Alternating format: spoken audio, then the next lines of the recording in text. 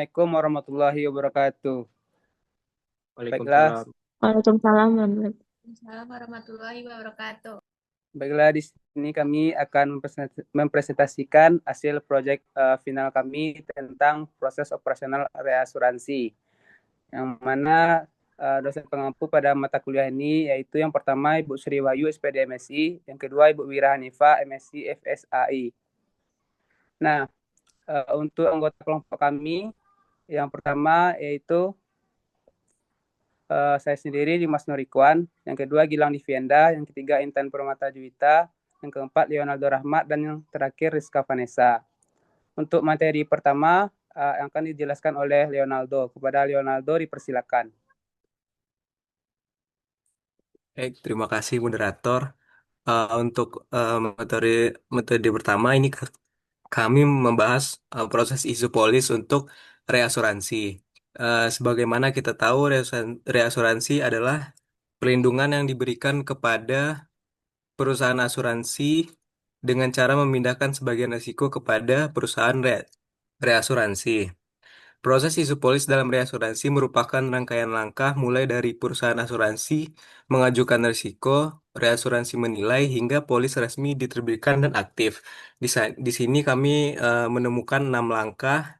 Yang pertama yaitu submission atau pendaftaran risiko, underwriting atau seleksi risiko, tahap negosiasi, kemudian binding atau akseptasi isu itu sendiri, yaitu penerbitan polis, dan kemudian untuk terakhir polis aktif. Untuk selanjutnya next.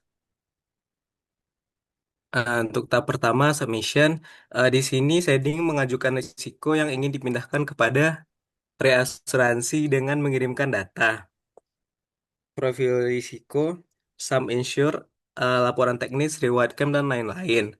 Tujuannya untuk memberikan gambaran awal supaya asuransi bisa menganalisis risiko. Untuk tahap kedua, yaitu seleksi risiko. Reasuransi menilai tingkat risiko berdasarkan data yang dikirim dengan menentukan premi rate limit serta de, de, deduct- deductible, mengecek kualitas underwriting perusahaan asuransi shading, dan nanti akan menghasilkan hasil risiko yang diterima, eh, perlu revisi atau tidak, atau ditolaknya sebuah ini asuransinya. Next.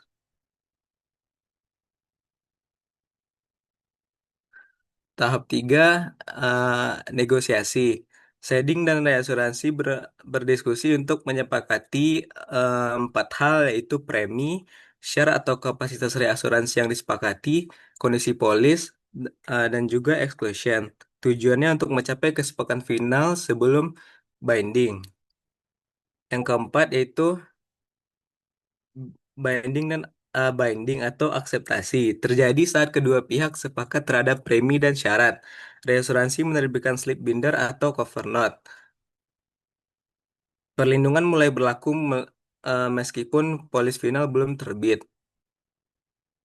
Next. Tahap kelima, yaitu penerbitan polis. Reasuransi menerbitkan dokumen polis resmi. Isi polis berupa coverage, periode, share reasuransi, syarat, kondisi exclusion. Ini merupakan legal atau dokumen yang perlu untuk mengikat kedua pihak. Dan yang terakhir, polis dinyatakan aktif. Polis diterbitkan dan disetujui oleh Shading.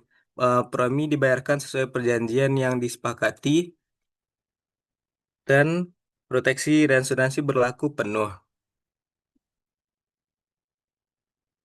O- Oke, sekian moderator.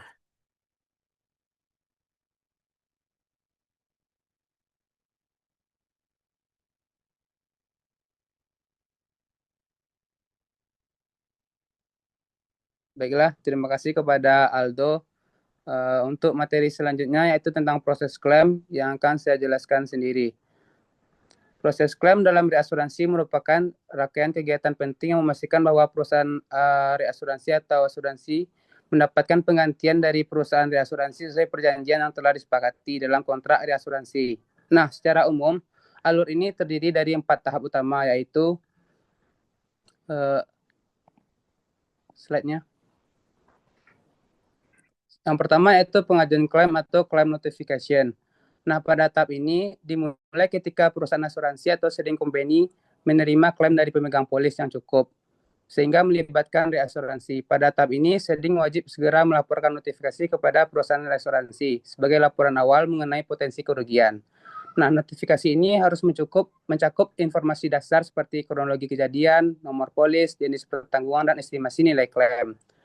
Dalam kontrak reasuransi biasanya diatur batas waktu pelaporan tanpa penundaan. Jika trading terlambat, hal ini dapat menimbulkan sengketa atau bahkan penolakan klaim dari reasuransi. Karena itu notifikasi yang tepat waktu menjadi langkah penting dalam memastikan kelancaran proses klaim selanjutnya. Slide selanjutnya. Nah, yang kedua yaitu ada investasi klaim atau claim investigation. Setelah menerima notifikasi, prosedur akan melakukan investigasi untuk memastikan klaim ini benar atau benar, sah, dan sesuai kontrak reasuransi. Proses ini meliputi pemeriksaan dokumen kerugian, bukti kejadian, serta syarat dan ketentuan polis. Untuk klaim yang besar atau kompleks, reinsurer dapat menunjuk loss adjuster independen guna menilai kerugian secara objektif. Evaluasi guna mencakup pengecekan limit, deduktibel, dan pengecualian pertanggungan. Tahap ini sangat penting untuk menjamin bahwa pembayaran klaim dilakukan secara tepat dan berdasarkan informasi yang valid. Nah, untuk penjelasan selanjutnya yang akan dijelaskan oleh Rizka Vanessa. Kepada Rizka Vanessa, dipersilakan. Baik, terima kasih kepada moderator. Selanjutnya itu proses klaim yang ketiga ada penilaian dan persetujuan klaim atau claim assessment dan agreement. Nah, setelah investigasinya tadi selesai, maka Sedin dan reasurader ini melakukan penilaian akhir untuk menentukan apakah klaim ini dapat disetujui penuh, sebagian, atau ditolak. Nah, keputusan yang diambil itu berdasarkan hasil investigasinya, ketentuan treaty, dan kelengkapan dokumennya. Nah, dalam banyak kontrak, terdapat prinsip follow the settlements, yaitu reinsurer wajib mengikuti keputusan klaim ceding selama penanganannya ini wajar dan sesuai prosedur. Tahap ini itu menjadi penentu akhir nilai klaim yang akan dibayarkan oleh reasuradernya. Lanjut. Nah, proses klaim yang terakhir itu ada pembayaran klaim. Tahap terakhir ini adalah pembayaran klaim oleh reasurader kepada ceding. Nah, setelah keputusan final, maka reinsurer itu menghitung porsi klaim sesuai jenis treaty-nya.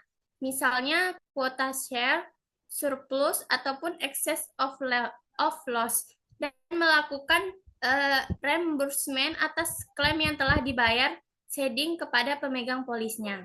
Nah, di Indonesia ini, OJK itu mewajibkan pembayaran klaim ini diselesaikan maksimal 30 hari setelah tercapainya kesepakatan penyelesaian klaim. Maka seluruh dokumen investigasi dan administrasinya itu harus disimpan sebagai bukti untuk keperluan audit.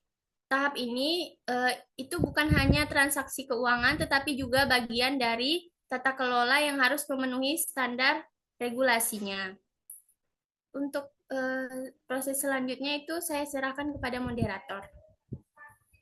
Baiklah, terima kasih kepada Rizka Vanessa. Untuk proses selanjutnya yang akan dijelaskan oleh Intan. Kepada Intan dipersilakan.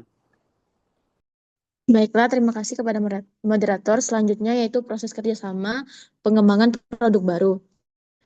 Di mana kerjasama antara perusahaan asuransi atau trading company dan perusahaan asuransi atau reinsurer sangat penting dalam menciptakan produk baru. Nah, reasuransi ini membantu memberikan kapasitas risiko, memberi masuk desain produk, hingga memastikan produk aman secara finansial. Berikut langkah-langkahnya. Yang pertama yaitu market intelligence dan ideasi atau pengumpulan informasi pasar.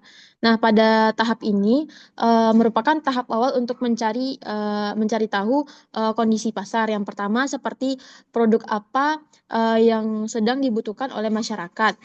Selanjutnya bagaimana produk pesaing. Selanjutnya aturan apa saja yang berlaku misalnya dari OJK yang harus dipatuhi dan apakah ada peluang untuk membuat bisnis baru. Intinya pada langkah ini kita mencari tahu tahap mencari ide dan memahami kebutuhan pasar. Selanjutnya yaitu menentukan konsep produk. Nah, setelah peluang terlihat, perusahaan asuransi membuat konsep produk awal. Misalnya yang pertama yaitu manfaat apa yang diberikan oleh produk ini. Selanjutnya siapa saja target dari nasabahnya. Selanjutnya apa saja pengecualiannya dan kira-kira berapa premi yang cocok atau masuk akal. Nah, pada tahap ini konsep masih kasar tapi cukup untuk nilai apakah produk ini layak dibuat. Yang ketiga yaitu menghitung premi dan risiko atau pricing. Nah, pada bagian ini merupakan bagian teknis. Pada bagian ini tim aktuaris akan menghitung premi, risiko klaim, dan biaya lainnya. Nah, reasuradur biasanya membantu memberikan data klaim dari negara atau perusahaan lebih akurat. Selanjutnya yaitu pemeriksaan regulasi dan persetujuan internal. Nah, sebelum produk dijual harus dicek apakah sesuai dengan peraturan OJK. Misalnya yang pertama yaitu wording policy harus jelas atau tidak. Lalu struktur asuransinya harus memenuhi aturan lokal. Dan perhitungan premi harus mengikuti ketentuan yang berlaku. Nah, selanjutnya yaitu menentukan bentuk kerja sama reasuransi. Nah, pada tahap ini perusahaan asuransi dan reasuransi akan menentukan model kerjasamanya. Yang pertama yaitu apakah memakai kuota share, surplus, stop loss atau fakultatif. Lalu berapa kapasitas reasuransi. Selanjutnya bagaimana pembagian premi. Lalu apakah aturan klaim dan bagaimana pelaporan data setiap bulan atau kuartal. Baiklah, sekian dari saya kembalikan ke moderator. Baiklah, terima kasih kepada Intan. Untuk penjelasan materi selanjutnya yang akan dijelaskan oleh Gilang. Kepada Gilang dipersilakan. Oke, baik. Terima kasih moderator. Untuk materi selanjutnya yaitu proses kerjasama pengembangan produk baru. Yang keenam yaitu uji coba produk atau pilot. Sebelum dijual secara luas, produk biasanya diuji dulu dalam skala kecil, yang bertujuan untuk melihat apakah masyarakat suka, apakah premi sudah cocok, dan apakah klaim itu mudah diproses. Yang ketujuh yaitu ada persiapan operasional dan sistem. Setelah pilot berhasil, dilakukan persiapan besar-besaran di mana yang pertama itu masuk ke sistem IT, kemudian membuat brosur dan materi marketing, kemudian pelatihan agen, kemudian melihat subclaim, kemudian integrasi data dengan reasurador. Slide selanjutnya. Yang ke-8 itu ada peluncuran produk dan monitoring. Setelah semuanya siap, produk resmi diluncurkan ke pasar. Tetapi kerjasama tidak berhenti di sini. Reasurasi terus melihat performa produk, memantau klaim, mengecek apakah premi masih sesuai. Kita melakukan perubahan bila ada masalah. Next slide.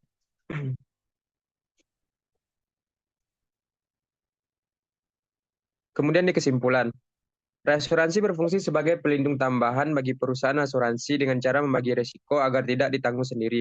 Dalam operasionalnya, reasuransi terlibat dalam proses penerbitan polis, mulai dari penilaian risiko negasi hingga polis resmi berlaku.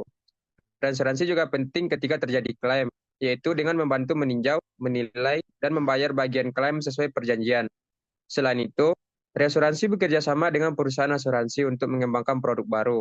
Mereka memberikan masukan mengenai kebutuhan pasar, perhitungan risiko, dan premi, serta memastikan produk sesuai aturan dan aman dijual. Secara keseluruhan, reasuransi membuat proses kerja asuransi menjadi lebih teratur, risiko lebih terkendali, produk yang dihasilkan lebih aman bagi masyarakat. Baiklah, sekian dari saya kembalikan kepada moderator. Baiklah, terima kasih kepada Gilang atas penjelasannya. Mungkin sekian dari kelompok kami. Mohon maaf apabila ada kekurangan dan kesalahan. Kami akhiri dengan Assalamualaikum warahmatullahi wabarakatuh. Waalaikumsalam warahmatullahi wabarakatuh. Waalaikumsalam warahmatullahi wabarakatuh.